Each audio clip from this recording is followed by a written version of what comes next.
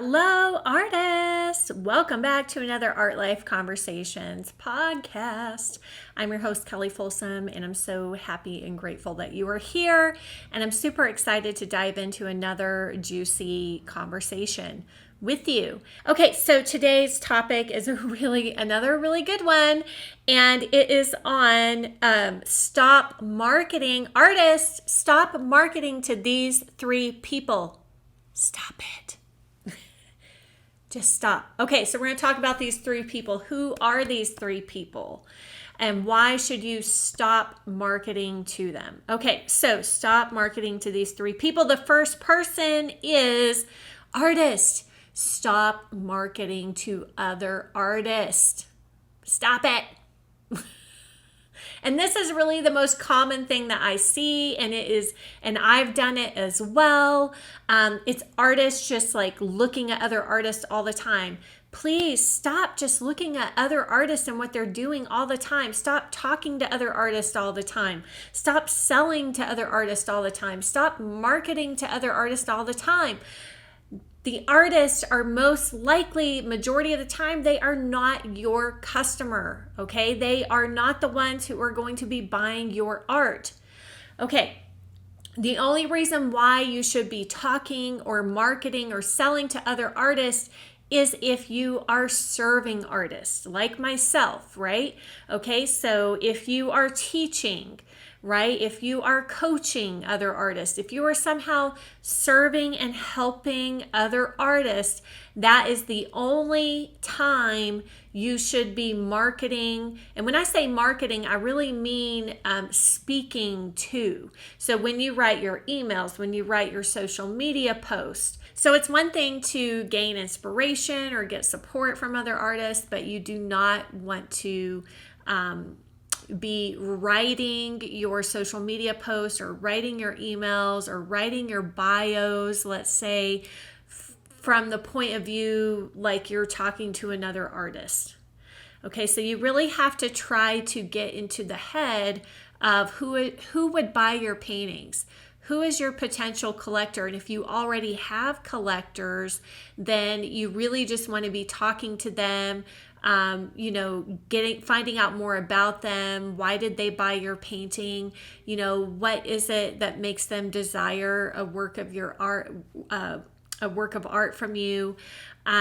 So that's really our work in selling our art, whether it's in person or online. So marketing is not selling, just so you know. Marketing is basically, we're in a sense kind of building know, like, and trust among our audience and really attracting and kind of prospecting, those potential customers in. The other person that you want to stop marketing to is people who can't afford, aka they don't value what you have to offer. Some people on this planet, unfortunately, truly can't afford luxuries in life, okay?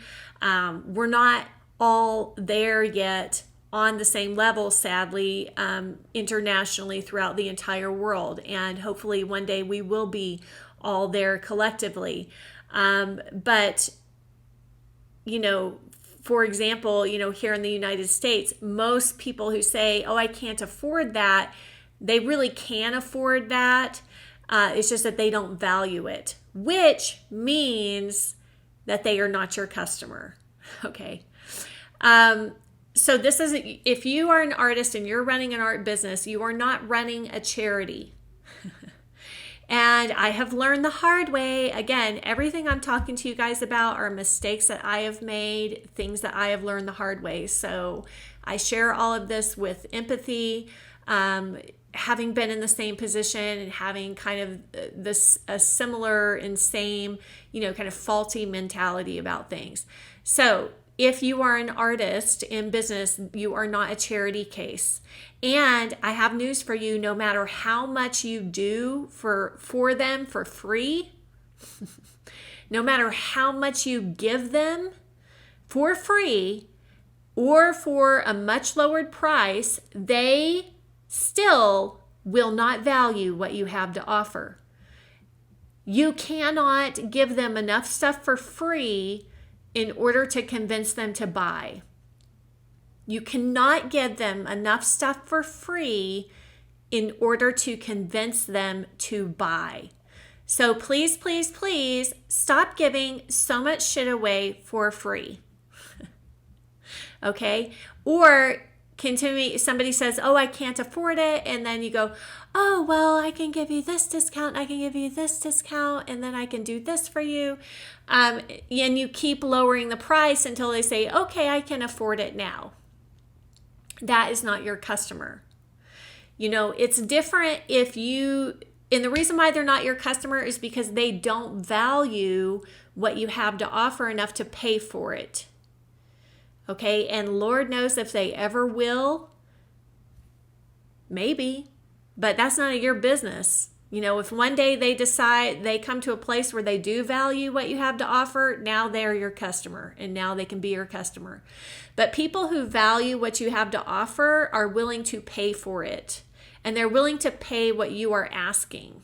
I used to kind of come at it from this place of trying to be super generous, like trying to be like, oh yeah, like somebody would say I can't afford that, and I would feel like, so much compassion and so much empathy for them. Again, mostly because of the way I was raised, and I was raised, very, very poor. Especially the first, I would say 10 years, first 13, 14 years of my life. And then, my parents finally started doing a little better financially. But, so I think a lot of it comes from that. Comes from, having nothing and really understanding the pain of that, understanding the pain of not having anything, or basically having very little. But the point being is what I have learned is you cannot be generous enough and you cannot give enough stuff away for free to magically turn that person into a paying customer that's going to value what you do. So as a solopreneur artist, as an artist in business, you have to take care of yourself. You have to think like a professional artist. You have to think like a business person, right? And you're going to be so much better off going for the people who value what you do right now, instead of trying to give the other people who say they can't afford it, which AKA is code for they don't value it enough to pay for it, right? You're going to be so much better off, not putting all of your time and attention there and allocating your resources there. So you want to be marketing to people who can afford your artwork and value it enough to pay for it, right? So make sure that you are getting paid. Make sure that you are making decisions as a professional businesswoman artist. Get paid for what you are doing because you have earned that, right? You have invested so much time and money and energy in yourself. It's time for you to basically be, what's the word I'm looking for? Just be paid for that. Get paid, people. Get paid. Okay, so the last person that you want to stop marketing to is basically no one. No one, everyone, anyone, not knowing at all who you should be marketing to, right? Or who might be interested in your work. I see artists do this all the time where they just haphazardly post a painting on Instagram. They don't talk about it. They don't talk to anyone in particular. They just put here's a couple of hashtags, and it is lazy. It's not even trying. So why even bother? You're not even trying to accomplish anything. So why even bother posting? You're just not putting in any effort whatsoever whenever you do that. You're not talking to anyone. So why even bother? It doesn't make any sense to me. You're just wasting your time, which means you're wasting your valuable resource of time and money. Time is money. I understand that it takes effort. And it's challenging to try to figure out who am I talking to? Who is my ideal customer? Who would be interested in my paintings? I get it.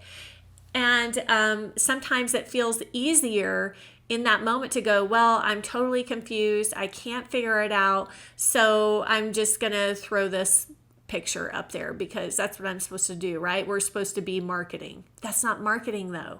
So I have a word of advice for you. If you are confused and you don't know what to say, ask questions on your post. Just open it up. Like you probably have a certain number of followers that are following you already. Now, not all those people are going to be your ideal customers, so you have to recognize that. But you would be so much better off even just posting a simple question like, what do you guys think about this painting? Or, if it's a painting of roses, you could ask, do you love paintings of roses? Or do you have a favorite kind of rose or a favorite color of rose? Because it's doing market research. You are trying to get into the mind of perhaps your ideal customers and try to understand them better. And it's not, you don't have to write a novel to do that, and you don't have to be a master marketer to do that. But the main thing I've learned about marketing is that it's really about relationship building, and it's really about asking good questions and trying to understand who your customer is, who your audience is, why they're following you, why they're attracted to, your paintings, what they think about your paintings.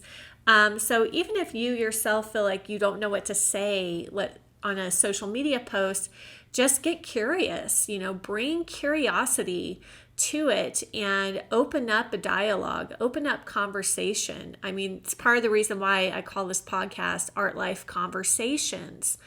You need to recognize that and realize that you are talking to real people. Real people are seeing your painting. Real people are paying attention.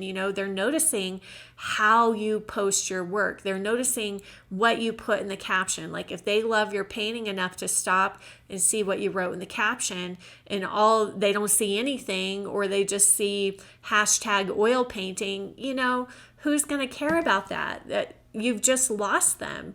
You've just lost a magical moment between you and this potential ideal customer looking at your painting, okay? So that being said, my question to you is, what else would you like to talk about on this Art Life Conversations podcast? Please, please, please tell me. And also let me know what you thought about this topic today. On who to market to, and in particular, the people you should not be marketing to. So let me know in the comments below, or you can also send me an email at info@artlifewithkelly.com, and I'll talk to you at the next Art Life Conversations podcast. Happy painting, happy creating, artist. See you soon. Bye-bye.